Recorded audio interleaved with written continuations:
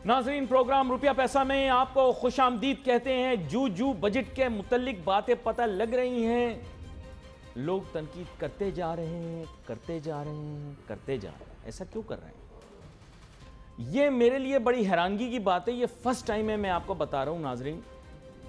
ये जब से ये हुकूमत आई है, इनके ऊपर बिल्कुल तनकीद नहीं हो रही। जब कोई तनकीद करना शुरू करता था, ये किसी का सहारा लेकर, किसी पर्दे के पीछे छुपकर, किसी मोटे पर्दे के पीछे छुपकर अपने आप को बचा लिया करते थे। लेकिन अब किसका पल्लू पकड़ें, बड़ी मुश्किल में फंस गए। मुश्किल तो ऐसी आन पड़ी कि बेचारे वज़ीर ख़जाना भी अकेले हो गए। देखो, ये दुनिया जो है ना, ये बड़ा अजीब खेल है यार।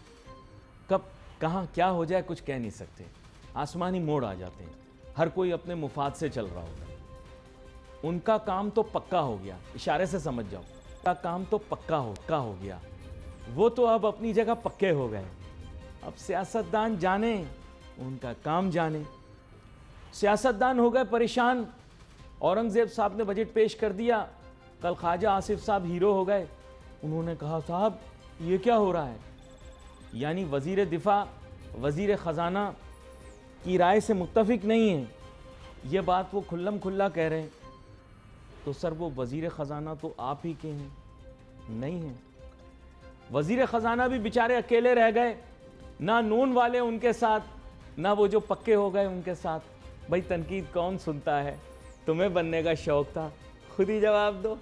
ठीक है, तो मैं इसीलिए लोगों को बोलता हूँ कि यार, अल्लाह ताला ने इतनी इज़्ज़त दी, प्राइवेट सेक्टर में इतना ओहदा हासिल किया, वज़ीर ख़जाना बनने की क्या ज़रूरत? पैसा आपके पास होगा, ज़ाहिर बात है, नौकरी में मिल जाता है। तो इंसान को एहतियात करनी चाहिए। लेकिन क्या करें, वो हुम्मत सर पे अगर आके बैठ जाए तो फिर इंसान कहता है कि हुक्मरानी अब कर लेनी चाहिए। इसका मज़ा ही हो रहा है यार, यकीन करो। मैं प्रोग्राम शुरू होने से पहले अपने फाजिल मेहमान को यही बता रहा था, यार मेरे वालिद साहब ब्यूरोक्रेट थे, अल्लाह बख्शे। तो एक चीज़ मुझे याद है कि यार बड़े मज़े किए, यकीन करो। अब तफसीलात बाद में दूंगा आपको कभी। ऐसी अय्याशी की ज़िंदगी थी, ऐसी अय्याशी की ज़िंदगी, जब मेरे वालिद साहब हाजिर सर्विस सरकारी अफसर थे। I can't tell you, fantastic यार। इतना मज़ा मुझे ज़िंदगी में कभी नहीं आया। लेकिन पता नहीं क्यों बार बार ज़मीर मलामत करता था कि यार अली, किसी दिन ये ठाट बाट सब बाप की नौकरी से जुड़े हैं, जिस दिन उनकी नौकरी नहीं रहेगी तो बस फिर कुछ ऐसा ही हुआ। खैर, एनीवे, जाने दो। मेरे मेहमान आज बहुत ही अहम मेहमान मेरे साथ मौजूद हैं। जनाब आसिफ शेख जावेद साहब, तारुफ कराता चलूँ, सीनियर एडवाइज़र हैं KCCI के, माजी में नायब सदर भी रह चुके हैं KCCI के, और जो ये हमारे इकनॉमिक जोन्स हैं उनमें उसके जो मामलात हैं उनको बड़ी गहराई से समझते भी हैं, देखते भी हैं, और ताजिर सनतकार तंजीमों के अंदर अहम ओहदों पर फाइज हैं भी और रहेगी। Welcome sir. Thank you very much. पहले बजट के मुतालिक बात कर लेते हैं। पहले तो साहब आप ये बताइए कि बजट आपने भी सुना, देखा, समझा।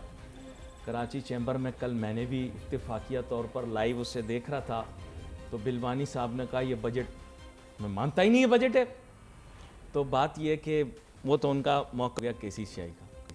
अब अपनी ऑब्जर्वेशंस और एनालिसिस बताइए जी। बहुत शुक्रिया अली नासिर साहब। बात ये है, सबसे पहले शुरू यहाँ से करता हूँ कि हर चैनल पे, आपके चैनल पे भी बड़े बड़े बिजनेस एक्सपर्ट्स आ रहे हैं, इकोनॉमिक एक्सपर्ट, वो आके कह रहे हैं जी, वो इंकशाफ की सूरत पे बता रहे हैं कि जी IMF का बजट। तो ये कोई अचंबा नहीं है, कोई इंकशाफ नहीं है, ये सबको पता है। 24 करोड़ बंदों में से सबको पता है कि तो ये कौन सी नई बात कोई बता रहे हैं कि जी तो है IMF का। हमारी मजबूरी है कि हमने वो प्रोग्राम में हमने मिन्नत करके बड़ी एफर्ट से वो प्रोग्राम हासिल किया। अब ये हमारी कामयाबी हो कि जैसे एक मरतबा पहले माजी में हम प्रोग्राम से बाहर जा चुके हैं, तो अल्लाह करे इस दफ़ा भी हो कि हम एग्जिट हो सकें। लेकिन बहरहाल ये कोई इंकशाफ नहीं है, ये है IMF का। फिर दूसरी एक चीज़ मैं बहुत सुन रहा हूँ सुबह शाम हर प्रोग्राम, जी ब्रेन ड्रेन, ब्रेन ड्रेन। देखिए, कोई ब्रेन ड्रेन नहीं हो रहा, कोई 24 करोड़ लोग को मुल्क खाली नहीं हो गया। ठीक है, ये 1971 से, अली नासिर साहब आपकी बड़ी ऑब्जर्वेशन है, 1971 से शुरू हुआ ये जब यूरोप और अमेरिका, पहले डॉक्टर इंजीनियर गए थे, ठीक है, और ये यूरोप अमेरिका से शुरू हुआ, ये यूरोपियन कंट्रीज और इंग्लैंड खुसूसी तौर पे। उसके बाद 1978 और 79 में ये गल्फ की तरफ जाने दुबई चलो फिल्म भी आई थी। ठीक है, तो ये ऐसा होता रहा है, ये कोई आज का नहीं। और दूसरी बात, अगर ब्रेन ड्रेन हो रहा है तो आप देखें कि आपकी रेमिटेंसेस, रिकॉर्ड रेमिटेंसेस आपको आ रही है, जो आपके एक्सपोर्ट के टारगेट है उसको सुपरसीड कर रही है आपकी फॉरेन रेमिटेंस। तो भाई कोई बाहर जा रहा है तो यहाँ पैसे भेज रहा है ना, यहाँ से लोग जा रहे हैं तो पैसे भेज रहे हैं, वरना ये भी ना आ रहे ये होते। भी ना आते। और देखें कोई ऐसा नहीं हो गया, लोग कहते जी वो इतने लोग चले गए, तनकीद निगारी बहुत आसान है कि जी इतने चले गए, तो ये यानी आपने देखे हैं तबसरे सारे जो भी हुए हैं। बिल्कुल, हाँ। आपके प्रोग्राम में देख रहा हूँ एक्सपर्ट सारे, ये कोई ऑटो पायलट पे नहीं चल रहा है मुल्क, लोग चला रहे हैं यहाँ को बैठ के। तो ठीक है, ऐसा होता भी है, कभी परेशानी होती है तो लोग ज्यादा जाना सोचते हैं। अब आप देखें, अगर एक तस्वीर आप लगा देंगे कि विंडो पे, पासपोर्ट की विंडो पे, और आगे से आप ऊपर से तस्वीर लेके और दिखा दे दी 500 बंदा, और उसको बता दें दी 7,500 आदमी जा रहा है, तो ये सब चीज़ें होती हैं, ये चलती रहती हैं। लेकिन बहरहाल बजट पे अगर आएँ तो देखें इसमें बुनियादी क्या खामी है, जो मैं एक कॉमन पाकिस्तानी हूँ, जो मिडिल क्लास है ना, उसके लिए यहाँ अच्छी बात नहीं हुई। देखें, आपने ऑनलाइन पे टैक्स कर दिया, आपने छोटी गाड़ी पे टैक्स कर दिया, आप एक तरफ तो कह रहे कि जी बिजली महंगी, सोलर पैनल को प्रमोट करो, बंदे बंदे को कह रहे झोपड़ी में भी सोलर पैनल, उस पर आपने 18% सेल्स टैक्स लगा। तो ये चीज़ें सही नहीं हुई, ये चीज़ें सही नहीं। अच्छा, फिर आप कह रहे हैं जी कैशलेस हम कर देंगे इकोनॉमी को, जो पेट्रोल कैश पे लेगा उसको महंगा मिलेगा। भाई क्या शनाख्ती कार्ड है लोगों के पास? पूरी आबादी के पास शनाख्ती कार्ड जो एडल्ट हैं उनके पास है? नहीं है। अच्छा, जो एडल्ट हैं शनाख्ती कार्ड उनके पास नहीं है, उनके पास क्या बैंक अकाउंट है? नहीं। उनके पास कार्ड है, क्रेडिट कार्ड, डेबिट कार्ड। देखिए, पहले आप बैंक वालों के पास आप अकाउंट खोलने के लिए चले जाएं, वो पहले जल्दी खोल दिया करते थे। ये मेरा, अब तो ऐसे लगता है कि उन्होंने आगे से कोई रिश्ता देना है, उन्होंने आपको बता रहा हूँ कि मेरे स्टाफ को उन्होंने मना कर दिया, और उससे कहने लगे कि भाई आप कंपनी का लेटर। मैंने कहा ये आप स्टेट बैंक की डायरेक्शन है आपको कि आपने इन लोगों के लिए अकाउंट खोलना है, जो भी उनका महदूद इनकम का अकाउंट होता है, उसके बावजूद भी मुझे जाके उनको मिलना पड़ा और फिर वो अकाउंट खोला। जी तो जी, बैंक भी इतना आसान नहीं खोलते ना। तो ये देखिए, पहले लवाजमात पूरे करने होते हैं, फिर आपने कोई काम बताना होता है कि आप ये करें। इस तरह कह देने से नहीं होता कि जी आपने कैशलेस कर दिया, तो भाई कौन करेगा? ये तो उल्टा उसको और मजीद महंगा हो जाएगा उसके लिए।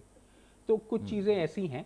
अच्छा, कुछ अच्छी भी हुई कि जो सुपर टैक्स में चले, कहने की हद तक ही, लेकिन ये कि कुछ ना कुछ कमी कर दी, उसका इम्पैक्ट आता है या नहीं, लेकिन एसएमई पर उसका क्या इम्पैक्ट आएगा? मैं आई डोंट नो, मतलब कुछ ऐसा देखें। ओवरऑल अगर आप देखें ना, बजट 20-50 करोड़ वाली कंपनियां है ना, तो 20-50 करोड़ वाली कंपनी जो होगी वो तो काफी बड़ी कंपनी होगी। देखें सर, बात क्या है कि आपकी जो स्टेट ओन्ड एंटरप्राइजेज हैं वो सालाना कितना नुकसान कर रही हैं, उसके बारे में कोई बात ही नहीं हुई। वो नुकसान 1000 अरब का कर रही हैं, और सैलरीड क्लास जो तनख्वाहदार तबका है वो 400 अरब रुपए प्राइम मिनिस्टर ने खुद कहा है कि ये दे रहा है। तो मतलब इधर से आप टैक्स जमा कर रहे हैं, उधर से आप खसारे पे दे रहे हैं, ये बहरहाल सही नहीं है। और जैसे कराची चेंबर ने भी कहा, जुबैर मोतीवाला साहब ने भी कहा, बल्कि उन्होंने एक टर्मिनोलॉजी यूज़ की कि कैमोफ्लेज, तो ऐसा ही है कि इसको ढूंढना पड़ेगा कि इसमें आम आदमी की कहीं बेहतरी हुई। अच्छी बात करते हैं वैसे वो। तो मैं समझता हूँ कि ये जुबैर मोतीवाला साहब, बिल्कुल, ये मैं समझता हूँ कि जुबैर साहब ने सही बात की। ये मुश्किल बजट है, और अब अगर इसको इस तरह देखा जाए तो देखें, बहरहाल जिन्होंने पैसे दिए हैं, इंटरनेशनल जो एजेंसीज हैं, जिन्होंने जो लैंडिंग एजेंसी, उन्होंने पैसे दिए हैं, तो उन्होंने पैसा अपना सेफ गार्ड भी करना है। जी, उन्होंने रिटर्न को भी सेफ गार्ड करना है। तो ये उस पॉइंट ऑफ व्यू से ये बात आपकी देखें, यही बात मुझे अट्रैक्ट की है कि ये इंकशाफ के तौर पर जो पेश किया गया, ओ आईएमएफ का बजट, भाई आईएमएफ को तो अंडरस्टूड है, ये तो बात अंडरस्टूड है, तो पहले से पता था आपको। दूसरी जो लॉजिक इन्होंने बताई है कि भाई ये तो आप किसी से उधार लेंगे, तो उसने इंश्योर करना है कि आप वापस कैसे करेंगे। लेकिन ये जो है पेट्रोलियम लेवी बढ़ा है इन्होंने, कार्बन लेवी, और ये सोलर पैनल, और ये ऑनलाइन, इससे बहरहाल ये अनपॉपुलर हुए हैं। हाँ, देखें, लेट्स बी वेरी, ये महंगाई बढ़ेगी, ये महंगाई बढ़ेगी। और देखें फिर उसमें क्या है कि जो सैलरीड क्लास, जो प्राइवेट ऑर्गेनाइजेशन है, वो जो सैलरी, अच्छा, फिर इनकम टैक्स इम्प्लीकेशन के ऊपर भी लोगों ने क्वेश्चंस उठा दिए हैं। अब इनकम टैक्स इम्प्लीकेशन पे ये कि उन्होंने सैलरीड क्लास वाली जो बात की है, उसमें तो खैर लोगों ने नए नए कैलकुलेटर्स निकाल लिए, लेट दैट बी। लेकिन everyone is not on salary ना, they are self employed people also in this country, तो वो भी फाइल करेंगे ना, तो वो फाइल करेंगे तो उनके लिए तो आई थिंक कोई। अच्छा, और जो सरकारी सैलरीड हैं पर्सन हैं, सरकारी, उनको तो फिर भी कुछ इंसेंटिव्स, कुछ मराहत, कुछ पेंशन, ये जो प्राइवेट सेक्टर, उसका तो सिर्फ टैक्स ही कट रहा है ना, उसको तो कोई इंसेंटिव मिल नहीं रहा, ना उसको कोई आफ्टर जॉब कोई ऐसी असिस्टेंस मिलती है। तो ये, लेकिन अच्छा, ये जो आपने इनकम टैक्स की बात की, कुछ देखें इसमें अली नासिर साहब, ये भी हुआ है, मैंने ये सुना है कि इस दफ़ा ऐसा हुआ कि कुछ खुसूसी इख्तियारात भी FBI के अफसरान को दिए गए हैं कि वो मतलब अरेस्ट कर सकते हैं और ये या वो पैसे तो पहले भी अभी एक बड़ा इंसिडेंट हुआ था, आपने सुना होगा, जी, जी। किसी कंपनी के अकाउंट जी, से जी, बड़ा जी, एक हैवी निकाल अमाउंट लिया, जी। उन्होंने उसको सीज कर लिया। तो मैं समझता हूँ कि ऐसा होना चाहिए कि ये तो ज़रूर है कि टैक्स नेट में आना चाहिए और उसको ब्रॉडन होना चाहिए, क्योंकि जो ऑलरेडी टैक्स दे रहे हैं, जो ऑलरेडी जैसे सैलरीड क्लास, अब वो परेशान है ना, वो कह रहे हैं जी हमसे तो आपने 400 अरब ले लिया और उसका कोई फ़ायदा भी नहीं हो रहा, उधर से वो लाखों अरबों रुपए का नुकसान हो रहा है, एसओईज जो हैं अरबों रुपए का नुकसान हो रहा है, और इधर से आप टैक्स भी जमा करें तो वो ज़ाया हो रहा है। वो जैसे किसी बंदे को कोई डायबिटीज़ की बीमारी होती है तो वो जितनी भी चीज़ें वो दवाइयाँ लेता रहता है, वो डायबिटीज़ उसको दीमक की तरह चाट रही है। तो इस तरह ये भी कुछ हमें एसओईज का नुकसान जो है हमें दीमक की तरह चाट रहा है। एक तरफ से हम इनकम कर रहे हैं, उधर इनकम बहुत कम हो रही है, नुकसान बहुत ज़्यादा हो रहा है।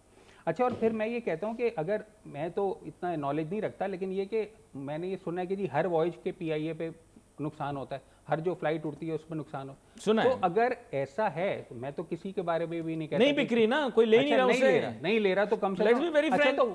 तो वॉइस तो रोक दें, और जो हर वॉइस पे नुकसान है वो क्यों कर रहे हैं? वो उसका क्या फायदा है? मतलब वो तो सिर्फ एक सरासर नुकसान है। देखिए, मतलब ये तो this देखना चाहिए ना। proposition needs to be taken by the trade bodies directly to the government. That मैं आपको सही बात बताऊं, अगर इंडस्ट्रीज चाहें ना, तो सिर्फ जिस इंडस्ट्रियल एरिया के अंदर हम ही बैठे हुए हैं ना, यहाँ ये इंडस्ट्रियल एरिया की भी कुछ इंडस्ट्रीज मिलके पीआईए को ख़रीद सकते हैं। ये मैं आपको बिल्कुल क्लियर बात बता रहा हूँ। और अगर आप जैसे कराची चैम्बर में भी चले जाएं तो वहाँ पर भी ऐसे बिजनेसमैन मौजूद हैं जो कि सिर्फ सेल्फ फंडेड जो है वो पीआईए को खरीद सकते हैं। और फेडरेशन में भी ऐसे बिजनेसमैन मौजूद हैं कि 10 अरब ऑफ़र किए ना इन्होंने, 10 अरब के आसपास ऑफ़र किए थे। उन लोगों के लिए ये फंडिंग अरेंज करना कोई मुश्किल काम नहीं, बल्कि मैं तो ये कहता हूँ कि नई एयरलाइन लाने के बजाय कराची शहर के लिए वो भी लानी चाहिए। बिल्कुल, मैं बहुत रिस्पेक्ट करता हूँ उन लोगों का जो ये काम कर रहे हैं, उनको चाहिए पीआईए खरीद लें बस। और बोलें, आपके लिए आसान सोल्यूशन मैंने दे दिया। सुना है कि कोई नई एयरलाइन और पीआईए का भी देखिए सर, इस तरह नहीं हो सकता। नहीं, हमारे बिजनेसमैनों की अप्रोच गलत है। अप्रोच ये है कि अगर किसी लड़की की शादी हो रही है तो आप जो हैं वो उससे शादी करने के ख्वाह तो हैं, लेकिन आप वहाँ रिश्ता नहीं भेज रहे। जब घड़ी साज ने वहाँ पे रिश्ता भेज दिया तो आपने कहा अपनी बेटी घड़ी साज को दे रहे हो, हमें नहीं दे रहे हो। देखिए, ये बिजनेसमैनों की अप्रोच गलत है। आप क्यों नहीं गए बिडिंग के लिए? मैं ये कहता हूँ सारे बिजनेसमैनों को, जो हम खरीद लेते हैं, जो हम खरीद लेते हैं। आप तब क्यों नहीं खरीदने गए भाई? जब रिश्ता भेजने का टाइम था तब आपने भेजा नहीं। अब मामू कहलाने के खौफ से आप रिश्ता भेज रहे हो, ये क्या बात हो गई? यहां पर एक नहीं, वापस आता हूं, आपके साथ डिस्कस करता हूं। आसिफ शेख जावेद साहब के साथ बात हो रही है। आसिफ शेख जावेद साहब, मैं चाहता तो मजीद डेल्व करता, लेकिन मेरे जहन में एक सवाल है। इशू ये है कि आप ईपीजी के मामलात के ऊपर भी गुफ्तगू करते हैं, एक्सपोर्ट प्रोसेस जोन्स जो हैं हमारे स्पेशल इकोनॉमिक जोन्स पे भी बात करते हैं। मैं माजरत, ये इंसिडेंट अफसोसनाक जो लांडी ईपीजी में पेश आया, आग लगी और फिर उसके बाद उसको बुझाने में कितनी दुश्वारी हुई, और चूँकि ईद की छुट्टियाँ थीं, लोग छुट्टियों पर थे, काफ़ी दुश्वारी और तकलीफ़ रही। इसको ज़रा मुझे एक्सप्लेन कीजिएगा इंसिडेंट को, क्योंकि ज़ाहिर बात है हमारा प्रोग्राम इसी से रिलेटेड है। तो ज़रा ये मुझे बताएं, और फिर मैनेज किस तरह से हुआ क्यों, क्या रीज़न थी? Karachi export processing zone Landhi में, जैसे आपने कहा है, इसमें यह फायर का इंसिडेंट हुआ, और ये जो पिछले माजी में जो आग के वाक़यात होते रहे उसमें सबसे सीवियर ये वाक़या था। और इसमें तकरीबन 4 फैक्ट्रीज़ जो हैं वो बुरी तरह डैमेज हुई, और 2 फैक्ट्रीज़ में आग लगी रही तीसरे दिन तक। अब उसमें नेवी के भी फायर टेंडर्स आ गए, जो ईपीजेड अथॉरिटी के फायर टेंडर्स हैं वो महदूद हैं, लेकिन बहरहाल वो भी थे, उन्होंने भी बड़ी एफर्ट की। केएमसी के फायर टेंडर्स आए, बल्कि केएमसी के जो फायरमैन थे वो बहुत तादाद में वो ज़ख्मी भी हुए, क्योंकि फायर अंदर गए। हाँ, मैंने सुना स्ट्रक्चर का एक पोर्शन गिर गया उन पे। बहुत डैमेज हुई, 4 फैक्ट्रीज मुकम्मल तौर पे डैमेज हुई, और मैंने आपसे बताया ना 2 फैक्ट्रीज में तो तीसरे दिन तक भी आग लगी रही। तो बड़ी एक्सपेंसिव है, बहुत बिलियंस का नुकसान हो गया एक्सपोर्ट प्रोसेसिंग जोन के इंडस्ट्रीज़ का। और देखें, ये तो अल्लाह की तरफ से है कि किसी भी जगह पे कोई भी हो सकता है, अल्लाह पाक सबको आफियत में रखे। लेकिन मैंने आपसे बताया कि जो भी माजी में भी वाक़यात हुए हैं आग के, ये उनमें सबसे ज़्यादा ख़तरनाक और सीवियर था और तवील भी था, और उसको फायर फाइटर्स को बड़ी शदीद दुश्वारियाँ पेश आई। बहरहाल उन्होंने भी अपनी जान की बाजी लगा के उस पर काम किया। नेवी के फायर टेंडर्स आए, एब्जा के फायर टेंडर्स, केएमसी के, तो सब ने मिलजुल के, फिर जो ईपीजेड के अंदर फैक्ट्रीज के पास अपने भी अपने हैं फायर फाइटिंग सिस्टम्स हैं, उन्होंने सबने भी कोऑपरेट किया। ज़ाहिर है पहली मदद जो वो फर्स्ट एड जो है वो तो विद इन ईपीजेड ही आती है, और फिर वो बाहर से लोग आते हैं। लेकिन ये कि मैं ये समझता हूँ कि ये जो आग, मैं भी 1990 से ईपीजेड में काम कर रहा हूँ, तो मैंने जो ये वाक़या देखा, और ये आग ऐसी हो गई थी कि नाकाबिले बर्दाश्त और नाकाबिले काबू, आउट ऑफ कंट्रोल थी, और it was spreading like anything. तो मैं ये समझता हूँ कि फ्लीट जो फायर फाइटिंग का है उसको थोड़ा सा एक्सपेंड करना पड़ेगा, इब्जा को इस पर तवज्जो देनी पड़ेगी। देखिए हमारे यहाँ एक्सपोर्ट प्रोसेसिंग जोन में केमिकल का भी काम हो रहा है और यूज़ क्लोथिंग का भी काम हो रहा है, ये सब आग पकड़ने वाली कमोडिटीज़ हैं। तो कुछ ऐसा होना चाहिए कि जो फायर टेंडर इस वक्त हैं हमारे पास, उसको हम एडअप करें, कुछ उसमें हम इक्विपमेंट ऐड करें, कोई स्नॉर्कल टाइप की कोई चीज़ ऐड करें, बाउज़र बड़े रखें, टैंक्स को एक्सपेंड करें, कुछ ऐसा करना पड़ेगा, क्योंकि इस दफ़ा ये आग बड़ी ख़तरनाक आग लगी। तो बहरहाल ये अब देखें अथॉरिटीज़ इस पर ज़ाहिर है कि कुछ ना कुछ सोच रही होंगी कि पहली दफ़ा ऐसा हुआ है, आग तो पहले भी लगी है, लेकिन ये जिस तरह की आग थी ऐसा पहले कभी नहीं हुआ। ये तो काफ़ी नुकसान हुआ, बड़ा अफसोसनाक वाक़या था नाज़रीन। अब पता होगा, इन्होंने उसका बयान किया, इशू चैलेंजेस जो हैं वो भी सामने रखे हैं, उसके सोल्यूशंस भी इन्होंने प्रपोज किए। अब थोड़ा बजट से रिलेटेड आप इजाज़त दें तो बात करते हैं, ईपीजेड से ही शुरू कर लेते हैं। मुझे ये बताइएगा, ये आप लोगों के कुछ बड़े देरीना मुतालबात थे काफ़ी अरसे से एक्सपोर्ट प्रोसेसिंग जोन वालों के, तो उस पर बजट में कुछ आया आप लोगों के लिए? नहीं, हमारे लिए तो कुछ ऐसा ख़ास नहीं आया। और देखें हमारे तो जो मुतालबा एक्सपोर्ट प्रोसेसिंग जोन के जो इंडस्ट्रियलिस्ट हैं उनके कुछ मुतालबात हैं कि जो कभी सुने नहीं गए और वो अभी तक वो अल्तवा का शिकार है। एक तो सबसे पहली बात मैं आपसे अर्ज़ करूं कि ये जब जोन्स को डिक्लेयर करते हैं तो ये टैक्स हॉलीडे का ऐलान करते हैं कि ये ज़मीन फ़लाँ साल से फ़लाँ तक टैक्स हॉलीडे इसको मिलेगा।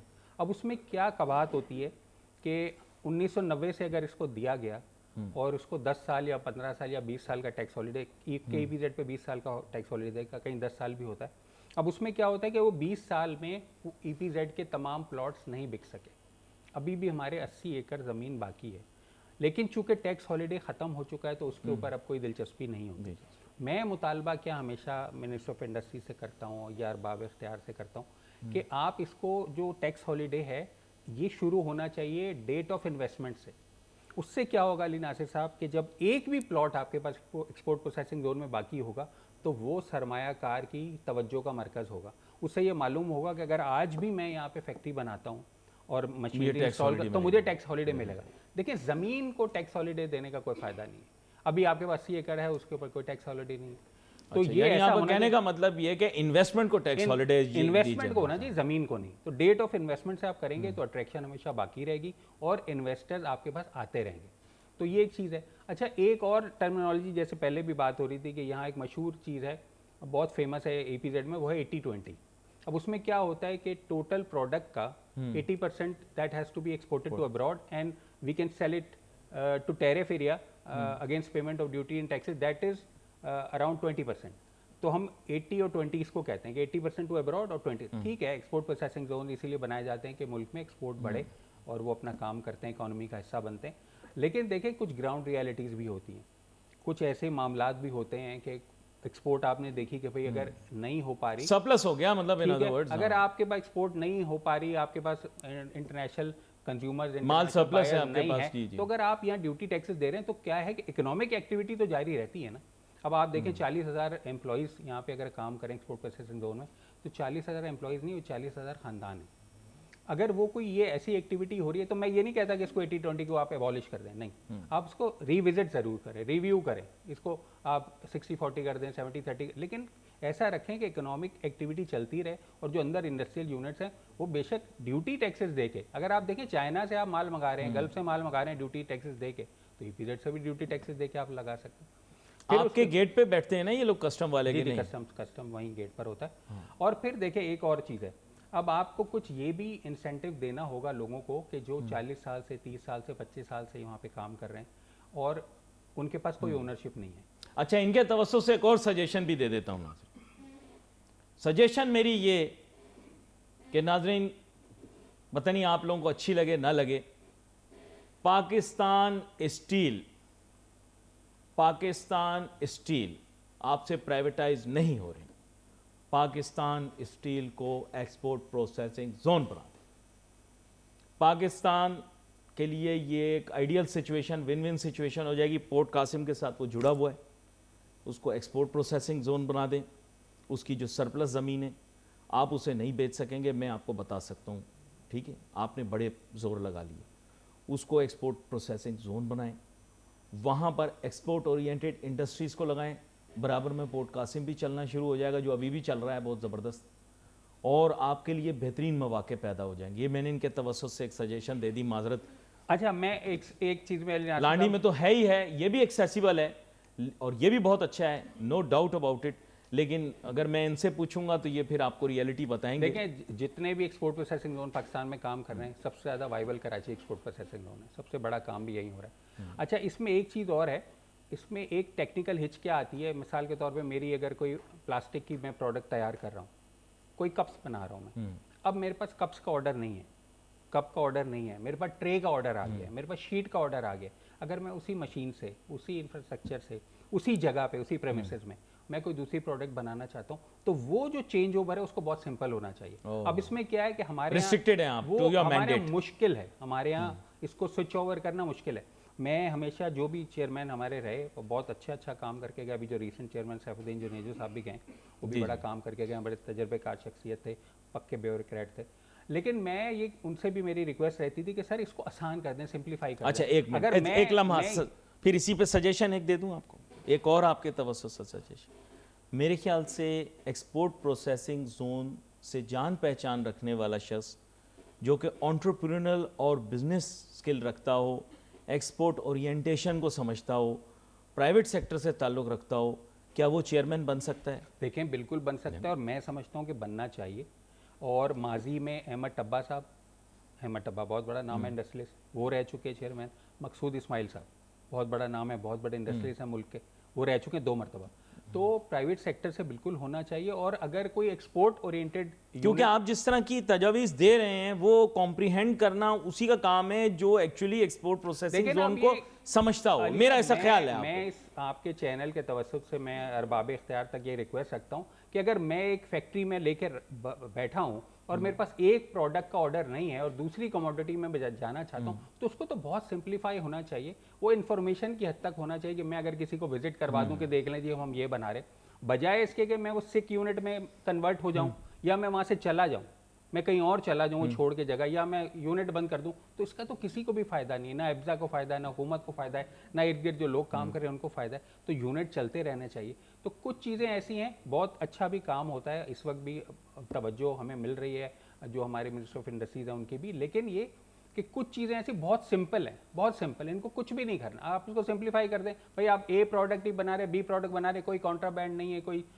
उस पर कदगन नहीं है हुकूमत की तरफ से, कोई मामला कस्टम्स का नहीं, भाई आप ये बना दें। इत्तलान ठीक है, इत्तलान बता दिया कि ये हो रहा है, आप आगे विजिट कर लें, हमने लिख के भी दे देंगे, हम आपको वीडियो बना के दे देंगे। तो कुछ चीज़ें ऐसी होनी चाहिए। देखें, इन्वेस्टर्स का ये भी मुतालबा, वो कहते हैं भाई हम 35 साल से, 30 साल से, 20 साल से यहाँ काम कर रहे हैं, हमारी ओनरशिप नहीं है। तो कोई ऐसा भी इस पर भी गौर करना चाहिए कि भाई अगर किसी को 20 साल हो गए हैं, आप 10 भी ना करें, 5 भी ना करें, अगर 20 साल किसी को हो गए तो आप उससे ऑफर करें उसको कि भाई क्या आप ये ज़मीन खरीदना चाहते हैं। अगर वो खरीदना चाहता है खरीद ले, नहीं खरीदना चाहता ना खरीदे। लेकिन ये ऑफर हुकूमत की तरफ से होना चाहिए। इससे भी जो इन्वेस्टर्स हैं उनका एतमाद मजीद बढ़ेगा और वो मजीद बेहतर परफॉर्म करेंगे। अभी भी देखें, इतने नामसाइद हालात के बावजूद वहाँ पहुँचना भी मुश्किल है, वहाँ पहुँचना भी EPZ में मुश्किल है। अगर आप जाएँ तो इर्द गिर्द की सड़कें ऐसे है, इंफ्रास्ट्रक्चर ऐसा है जिसको इम्प्रूव होना चाहिए। मैं आपको बताऊं, अच्छा, फिर I'll be very frank with you, इर्द गिर्द के मामलात भी ऐसे हैं कभी कि वहाँ से भी कुछ परेशान कुन सूरत हाल का सामना करना पड़ता है, उसके बावजूद भी परफॉर्म कर रहे हैं, फैक्ट्रीज चल रही हैं माशाल्लाह, एम्प्लॉयमेंट भी जनरेट हो रही है। तो कुछ अगर हमें ऐसी सहूलत मिल जाए तो ये बेहतर हो जाएगा। एक्सपोर्ट प्रोसेसिंग जोन खासतौर पे कराची का बहुत बेहतर परफॉर्म करेगा। और मैं समझता हूँ कि प्राइवेट सेक्टर से अगर कोई है, देखिए मैं तो तजवीज़ करता हूँ कि ज़ुबैर मोतीवाला साहब इस वक्त वो TDAP को भी उन्होंने लीड किया है और वो सिंध BOI को भी लीड कर चुके हैं। तो मैं समझता हूँ कि इस वक्त वो ऐसी शख्सियत हैं कि जो बहुत अच्छे से इसको वो रन कर सकते हैं। बाकी अब ये तो हुकूमतों के फैसले होते हैं किसने क्या करना है। लेकिन प्राइवेट सेक्टर की आपने बात की तो मेरे जहन में उनका नाम आया कि अगर ज़ुबैर मोतीवाला साहब इसको लीड करें तो शायद एक्सपोर्ट प्रोसेसिंग जोन मज़ीद बेहतरी की तरफ जा सकता है इंशाअल्लाह। अब ये जो बजट आया, ज़ाहिर बात है इसके ऊपर क्रिटिसिज्म तो जिसने और जितनी करनी थी सब हो गई, लेकिन अब जो इम्पोर्टेंट चीज़ है वो ये है कि अब इकॉनमी के जो मेजर इश्यूज़ हैं क्या उन्हें एड्रेस किया गया या नहीं। चलें, जो बात मैंने बजट डे पर की थी, आज मैं आसिफ शेख जावेद साहब से भी पूछ लेता हूँ। देखिए, असल में आसिफ साहब, आई डोंट नो आप अग्री करते हैं डिसएग्री करें, क्योंकि मैंने बजट स्पीच का डॉक्यूमेंट देखा, फिर जाहिर बात है आपने हाईलाइट्स ऑफ द बजट तो तमाम अखबारात और सोशल मीडिया पर देखी होंगी। Problem solution, it is the way to explain. मैंने अंग्रेज़ों के साथ जब भी बात की है वो स्टेटमेंट ऑफ द प्रॉब्लम करते हैं, साथ में सोल्यूशन स्टेट करते हैं। यहाँ पर क्या थी कि हेडर्स और फुटर्स थे, बस मुझे ये समझ में नहीं आई। बात ये है कि जैसे बहुत इंपॉर्टेंट इश्यूज़ हैं, जस्ट लाइक SIFC है, mines, minerals, agriculture, so many other things उसके अंदर इन्वॉल्व हैं, but I see that just like an addendum. इसी तरह मतलब थियोरेटिकल, फिलोसफिकल, आपने भी एक्सपोर्ट प्रोसेसिंग जोन का बताया। आई थिंक जो बातें आपने की दे फेयरली लॉजिकल, मतलब कुछ ले दे के बाद I think one can reach a solution. और ये इतने बड़े प्रॉब्लम्स नहीं हैं मेरे ख्याल से, they can be resolve provided government is willing to do something about it. बिल्कुल, क्योंकि जो बातें आपने की हैं I think they very logical, very rational. Big deal, not a big you are saying that instead of connecting it, because you are not real estate moguls, you're just businessmen, you want to start from the date of investment. I think that's a fairly acceptable suggestion. जो जमीन खाली पड़ी है वहाँ मजीद investors आए, factories लगे, industry लगे, और उस लगने को अट्रैक्ट करने के लिए भी तो कुछ करना पड़ेगा भाई। इकोनॉमिक प्रोडक्टिविटी क्रिएट होगी ना। बिल्कुल होगी। फिर जो बातें आपने की कि with respect to the ratios, I think government को उसको देखना चाहिए कि एक रेशियो है वो उस टाइम पर डिसाइड हुआ था जब we had an export orientation and we were getting export orders. बिल्कुल, there can be times when you can not get export और ये हमेशा रिविजिट हो सकती है चीजें, और रिविजिट करनी भी चाहिए। दे सीम रैशनल। ऐसी कोई आउट ऑफ, मतलब आपने ऐसी कोई चीज नहीं मांग ली कि जो बिल्कुल ना दी जा सकती। कोई रॉकेट साइंस नहीं है। आप देखें कि पहले क्या हो रहा था, पहले हो सकता था तो हो रहा था, अब नहीं हो रहा तो आप उसको कुछ और करें, जो अगर कोई modify रॉन्ग डूइंग नहीं कर रहा, जैसे आप ये कह रहे हैं कि कोई वायोलेशन नहीं करना चाह रहा, तो वाई फोर्स पीपल के वो वायोलेट करें किसी रूल को, लॉ को? Why not make it flexible enough कि उसके अंदर कोई ऐसा वर्क अराउंड निकल आए जो कि गवर्नमेंट के लिए भी फीजिबल हो और बिजनेसमैन के लिए भी फीजिबल हो। अच्छा, ये क्या है प्रॉब्लम सोल्यूशन? इशू ये है कि इस तरह के प्रॉब्लम्स बहुत सारे पाकिस्तान की इकोनॉमी के अंदर। Unfortunately I did not see the problem solution equation. क्या आपको बजट में प्रॉब्लम सोल्यूशन इक्वेशन दिखा? ये मुझे नहीं, देखें ऐसा को कुछ मुझे तो नहीं दिखा। बहरहाल किसी को ज़्यादा विजन जो लोग रखते हैं उनको नज़र आया होगा कुछ, कि देखिए कुछ चीज़ें हैं। अब मिसाल के तौर पे अगर आप किसी को ये इख्तियार दे रहे हैं कि भाई पावर टू अरेस्ट, तो इसका क्या सोल्यूशन हो सकता है भाई? ये तो अगर आपको खौफ और हरास आप फैला देंगे तो जो, and mind you FBR has almost collected this unrealistic target, उसके बाद ये और इतनी सख्ती रखने की जरूरत नहीं है। हाँ देखें ना, और अगर इस तरह से आप करेंगे तो फिर एक तरफ तो हम खुद ही कह रहे हैं कि टैक्स नेट को ब्रॉड करें, और लोग फिर हमसे ही आके कहेंगे जी ये क्या है।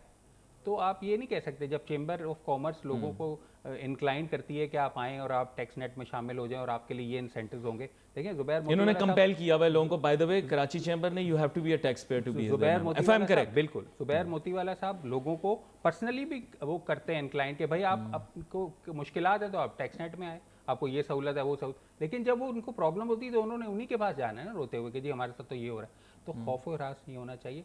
और कुछ चीज़ें तो मैंने जैसे ओपनिंग आपकी रिमार्क्स में मैंने कहा कि कुछ चीज़ें ऐसी हैं जो सबको समझ में आ रही हैं कि अगर आप छोटी गाड़ी पे आप टैक्स कर दोगे, ऑनलाइन पे टैक्स, तो ये तो आम आदमी को डायरेक्ट, यानी ये प्रॉब्लम सोल्यूशन नहीं है ये मतलब। और जो चीज़ें निकाली गई हैं आई थिंक उसमें पैराडॉक्स भी है।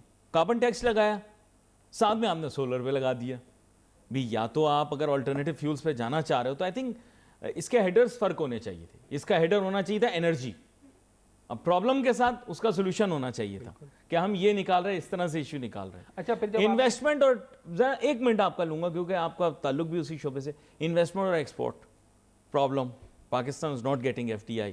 I won't say that it's not getting something at all, but it's not substantial enough. देखें एक्सपोर्ट के लिए किसी भी, मैं एक लेमैन हूँ, कोई भी आदमी, आप किसी से भी जो बुनियादी तालीम भी जिसके पास होगी वो उसको भी पता है उसके लिए सड़क चाहिए, उसके लिए बिजली चाहिए, गैस चाहिए, तो कोई चीज़ हमारे पास नहीं, तो आप कैसे समझ रहे हैं नहीं कि तो हमारे- प्रॉब्लम सोल्यूशन इक्वेशन कहीं दिखा आपको? मतलब मैंने नहीं देखा, आपको दिखा तो बताएं देखिए, मुझे। जो कंटेनर 45 मिनट में पोर्ट पे पहुंचना चाहिए, अगर वो 2 घंटे और 45 मिनट में पहुंचेगा तो आप क्या फिर एक्सपेक्ट करते तो हैं कि यही किस मैं चाह रहा था कि इसकी फिलोसफिकल डिबेट पेश कर दी कि पाकिस्तान का ट्रेड डेफिसिट और करंट अकाउंट डेफिसिट, लेकिन हमने सुनना ये था boost exports and this is the solution. हम ये चीजें कर रहे हैं ताकि मुल्क की एक्सपोर्ट बूस्ट हो जाए। मुझे नहीं दिखा, आपको दिखा तो आप हाँ, बताएं, नहीं, मुझे इस तरह से नहीं इस दिखा। वक्त तो देखिए ये देखिए ना। बजट जो है ना, ये अगर एक यानी आम आपके आदमी- कहने का मतलब है upgradation of port facilities for export, infrastructure to reach those points जहां पे पोर्ट्स मौजूद हैं या एक्सपोर्ट एग्जिट पॉइंट्स हैं, वो तो ये तो बेसिक चीज़ है ना। और इससे तो देखें, कोई- ये बात होनी देखें चाहिए। इसमें बुनियादी चीज़ जो है वो है तालीम। तालीम आप दे नहीं रहे हैं। आप क्या कह रहे हैं कि हम नए स्कूल बनाएंगे। आपकी पाकिस्तान की हर गली हर मोहल्ले में माशाल्लाह मस्जिदें हैं, वेल मेंटेन्ड है, वहाँ पे बिजली है, वहाँ पे पानी है, वहाँ पे वॉशरूम्स हैं। वो फजर के बाद और जोहर तक वो स्पेस खाली होती है। तो क्या जो नबी पाक सल्लल्लाहु अलैहि वसल्लम ने तालीम की अहमियत पे जोर दिया है, उसको हासिल करने के लिए मस्जिद से बेहतर कोई जगह हो सकती है जो फजर और जोहर के दरमियान खाली है और अक्रॉस द कंट्री हर गली और मोहल्ले में मौजूद है, वो बिल्डिंग मेंटेन्ड है। आप देखें, गरीब से गरीब मोहल्ले में भी जाएंगे, वहाँ मस्जिद वेल मेंटेन्ड होगी, वहाँ पे पानी होगा, वॉशरूम होगा, बिजली होगी। आप वहाँ क्यों नहीं पढ़ाते बच्चों को? आप नए स्कूल बना रहे हैं, अरबों रुपए के कर्जे ले रहे हैं IMF से, और आप कह रहे हैं जब नए स्कूल बनाएंगे, फिर आप खुद ही कुछ अरसे बाद उसकी वीडियो आ जाती है, यहाँ जी भैंसें बनी हुई हैं, बाड़े बने हुए फलान। भाई आप इनको यूज़ करें। मस्जिद से बेहतर कौन सी जगह हो सकती है तालीम देने के लिए? तो कुछ काम ऐसे हैं जो बहुत आसान है, नहीं हो सकते। फायर फाइटिंग का आपने सुना होगा जी, वो जी पानी नहीं था, वो बिल्डिंग जल के गिर गई, पानी नहीं है, पानी नहीं है। आपकी मस्जिदों में लाखों गैलन वुजू का पानी ज़ाया हो रहा है, लाखों गैलन। आप क्यों ऐसा नहीं करते कि हर मस्जिद, मैंने ये चीफ मिनिस्टर को, चीफ सेक्रेटरी को, गवर्नर साहब को मैंने लिख कर दिए हैं, कराची की 6 मस्जिदें मैंने आइडेंटिफाई की कि यहाँ पर ये पानी हो सकता है, जो वुजू का पानी है उसका आप टैंक बना लें और बाउंड्री वॉल के साथ लगाएं, और फायर फाइटिंग टीम्स को पता होना चाहिए कि फला जगह से हमें पानी की मिल सकती है, रेजरवायर यहाँ पे हो सकता है। मतलब कहने की बात ये, अली नासिर साहब, बहुत सी चीज़ें हैं, बहुत सी बातें हैं जो बहुत आसान तरीके से हो सकती है, वो भी नहीं करते। क्या कर सकते हैं? आसिफ शेख जावेद साहब, पाकिस्तान को इंडीड ऐसी विजन की भी ज़रूरत है, ऐसी थिंकिंग की भी ज़रूरत है जो कि बिल्कुल हटके हो, इम्प्लीमेंटेबल हो, और राय सुनने और राय पर अमल करने के लिए मैं हुकूमत से गुजारिश ज़रूर कर सकता हूँ। लेकिन ये आप भी जानते हैं और ये मैं भी जानता हूँ कि इस पर या बहुत सारी और सजेशंस पर शायद अमल क्यों नहीं हो पाता। कभी टीवी पर कह सकते हैं, कभी टीवी पे नहीं कह पाते। आपकी मुस्कुराहट इस चीज़ को बता रही है कि आपको भी पता है कि मैं क्या कहना चाह रहा हूँ। आपका बहुत शुक्रिया, आप शो में हमारे साथ शामिल हुए। We wait for your messages on Facebook. Ali Nasir, हमारी टीम को जा दीजिए। अल्लाह हाफ़िज़।